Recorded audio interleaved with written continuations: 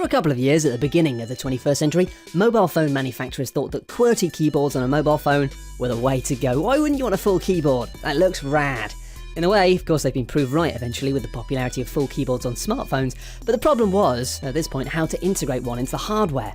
Now, Sierra's effort, the wireless VOC, was actually a decent Windows mobile platform, but the little door, which revealed a full keyboard, was incredibly uncomfortable to type with, and flopped massively as a result.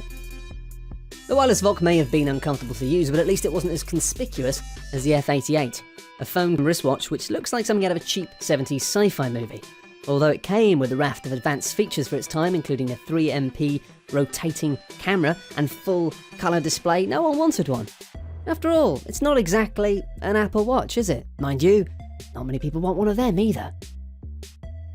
Before Android came along and turned Samsung into one of the biggest handset manufacturers in the world, they were floundering around looking for the next big gimmick and even considering getting out of the mobile phone game altogether.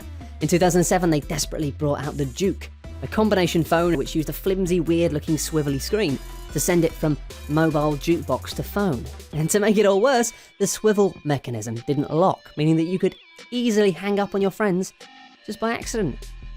In the mid-2000s, the race was on to make the best camera phone, and Xcute thought they had the answer when they combined a mobile phone with a miniature camcorder. The idea at the time obviously was revolutionary, but the phone looked absolutely awful with this gigantic hinge stuck on the side. Cameras on phones! That's never going to catch on.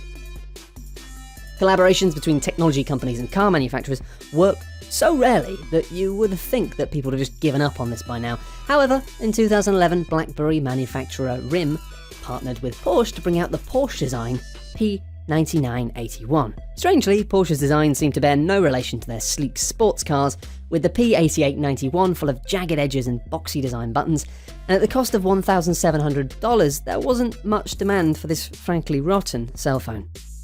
With a tiny screen which was obscured by the mirror which ran around it, and buttons which were indecipherable to anyone but the most efficient of code breakers, the Zilibri was a massive failure and contributed to Siemens getting out of the mobile phone game altogether. Frankly, Siemens haven't really been missed. There are so many hideous luxury phones on the market that it would take months to go through a list of the worst of them. That being said, the Vertu Boucheron Cobra is by far and away the worst. By adding gold plating and cheap-looking snakes onto the casing before topping the whole thing off with some sequins, Vertu were able to charge $310,000 for the handset, which was made back in 2006. Nokia were, at one time, the largest handset manufacturers on Earth, and created some real design classics. Who remembers Snake? Hey, Snake.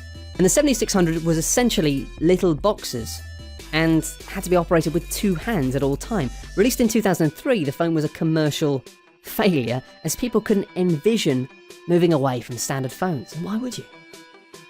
This clamshell phone is the oldest on the list and actually formed the basis of one of the best-selling mobile phones of all time, the Motorola Razr, and in its original form is one of the best flip phones ever made. However, Motorola decided to paint it in Harlequin colours in an effort to freshen up the design, and ended up making probably one of the worst-looking phones ever. I mean, there's no accounting for taste, but do you want this? I don't want this.